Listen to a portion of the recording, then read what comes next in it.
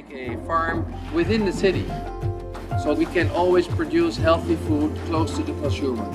Make the farm part of the city. It's what we call transformation. We want to be completely self-sufficient over here on energy, water and feedstock within the city. So if you look at the building we developed, it is a 3-layer building. There's one part below the water and it's really cool in temperature, so we can use that cool space. And there is a processing area on the first layer. And then we have the 3rd layer as a stable. We collect rainwater from the roof. The rainwater is being filtered with the membrane technology and then goes back as drinking water for the cows. We have floating solar panels next door, and we also reuse the manure to make it a fertilizer to give back to the city. So we not only give back dairy to the city, but also the manure as a fertilizer. We're still waiting for a windmill, and we're looking into hydrogen. I strongly believe that this model can be applied everywhere in the world where there's water.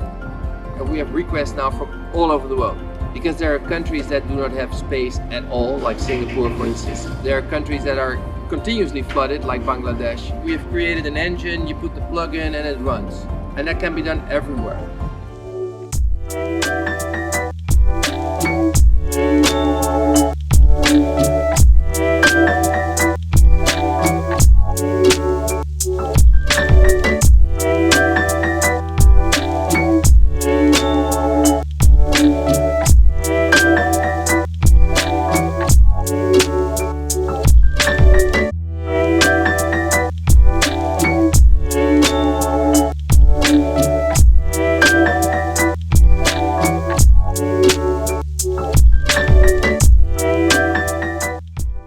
We are looking for space in the world to accommodate the many people that still are being welcomed in the world. So the world population is still growing and they're moving towards cities. So you need to look for space in a sustainable way. And we think we should not expand cities in the way we have been doing this in the past 40 years. So changing valuable earth into concrete. But we need to preserve earth to produce oxygen and catch rain. So we need to find another way to accommodate all these people in a climate adaptive way. And that's why we started to look into the water side. 70% of the world is water. So we started to design stable buildings, big buildings on the water. And this is one of our designs. It's a farm very close to consumers inside the city. It's in the port of Rotterdam. It's the first farm in the world actually on the water that produces day fresh dairy. So there's a floating part, a very stable floating part that we engineered. Inside these floating bodies, we have some education room. Then there is a second layer, it's what we call the processing layer. This is the area where we process milk into yogurt. This is also the area where we process manure that comes from the cows. We process that into fertilizer.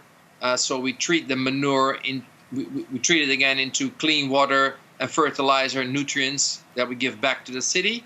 There's also a shop, there's also more education. And then on the 3rd level, it's the actual stable where 40 cows run in a very animal-friendly environment.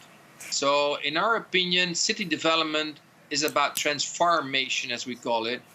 It should be much more circular, and animals have been for 1,000 years, especially cows, but also pigs and goats, have been part of this transformation. So we collect all kinds of bio-waste from industries in the city. We feed the cows and they give back healthy food, healthy yogurt, and also interesting raw materials like manure that we process again into fertilizers that we give back to the city. So it's a very important part of circular cities, creating clean cities, more sustainability inside the city. Besides the fact that we want to create awareness about healthy food, and besides the fact that we need to reduce transportation time and pollution of transporting food all over the world. So we should produce food as close as we can get to consumers in a very sustainable and also circular way.